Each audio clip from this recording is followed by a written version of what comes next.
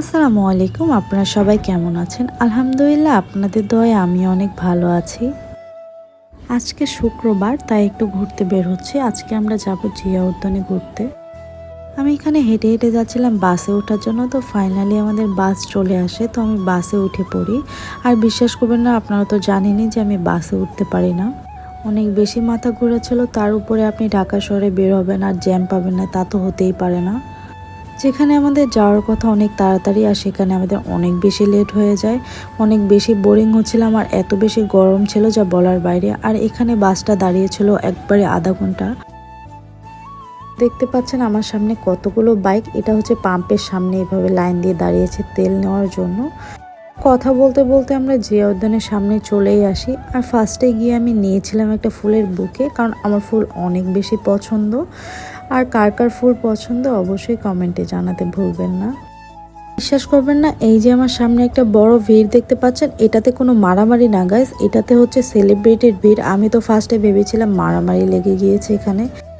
এখানে দেখছিলাম যে ছোলা মাখা বিক্রি করছিল, তাই আমি একটু ছোলা মাখাও নিয়ে নিই খাওয়ার জন্য। আর এই যে সামনে দেখতে পাচ্ছেন, এগুলোর জন্যই মূলত এইভাবে ভিড়টা সব জায়গায় লেগে আছে। তো এখানে দেখতে দেখতে আমি একটু ছোলা মাখাও খেয়ে নিয়েছিলাম আর তাদেরকেও দেখছিলাম। এখান থেকে আমরা একটু সাইডে যাচ্ছিলাম, কারণ এখানে অনেক বেশি ভিড় ছিল। আমার বাসা থেকে বারবার কল করছিল, তাই একটু বাসায়ও কথা বলে নিয়েছিলাম আমার বোনের সাথে। আমি হেঁটে হেঁটে যাচ্ছিলাম একটু সামনের দিকে, যেখানে একটু ফাঁকা আছে আর আমি কিছু পিক আর ভিডিও নিতে পারবো। এখানে দেখতে পাচ্ছেন কত সুন্দর বাচ্চাগুলো খেলা করছে ফুটবল, আর এখানে অনেক সুন্দর সুন্দর মুহূর্ত কাটাচ্ছে তাদের ফ্যামিলির সাথে।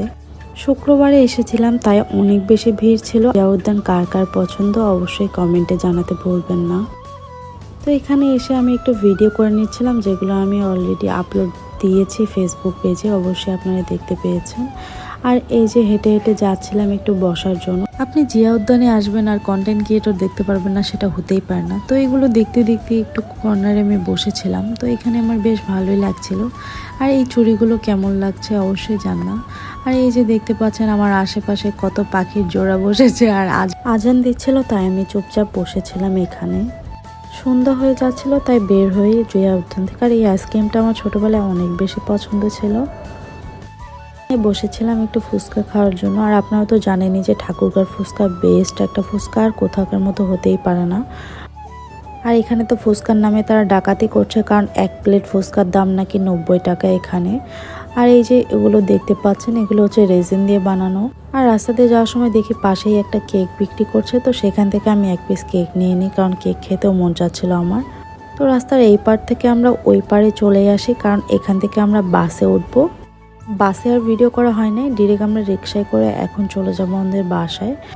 তো আজকের দিনটা আমাদের অনেক ভালোই কাটে। তো এগুলো কথা বলতে বলতে আমি বাসায় যাচ্ছিলাম, আর আমরা বাসার কাছাকাছি চলেই আসি।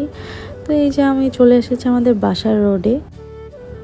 আজকের ভিডিওটা আপনাদের কেমন লেগেছে অবশ্যই আমাকে কমেন্টে জানাতে ভুলবেন না। আপনারা সবাই ভালো থাকবেন আর আমার জন্য অবশ্যই দোয়া করবেন। আল্লাহ হাফেজ, আসসালামু আলাইকুম সবাইকে।